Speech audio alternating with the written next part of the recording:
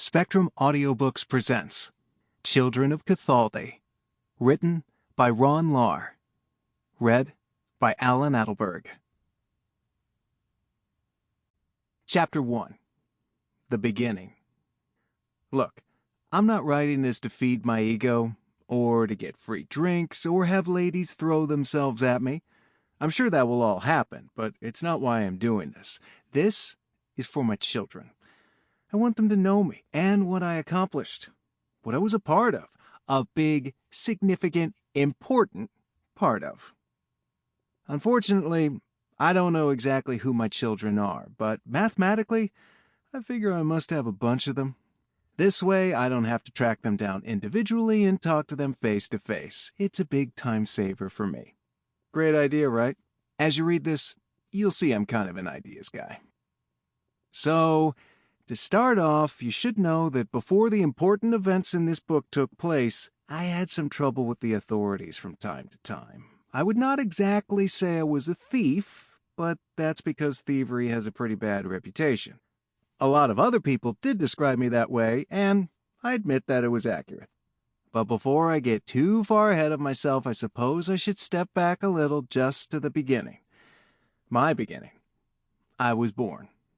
I was named Dirk because my father had to sell his favorite one to pay the midwife when I was born, and he wanted me to remember it.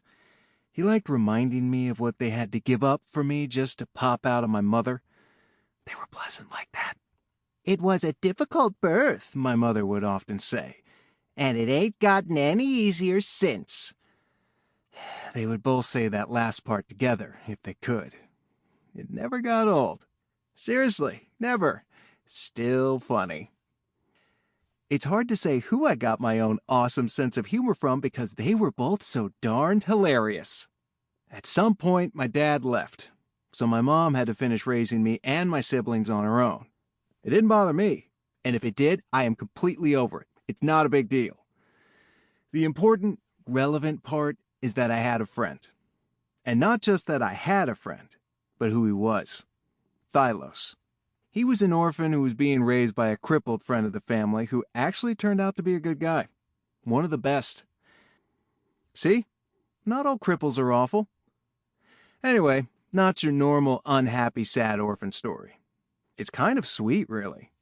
Anyway, we met as kids, running around the streets, playing, having fun, and maybe causing a little bit of trouble. He taught me to fight and also how to read.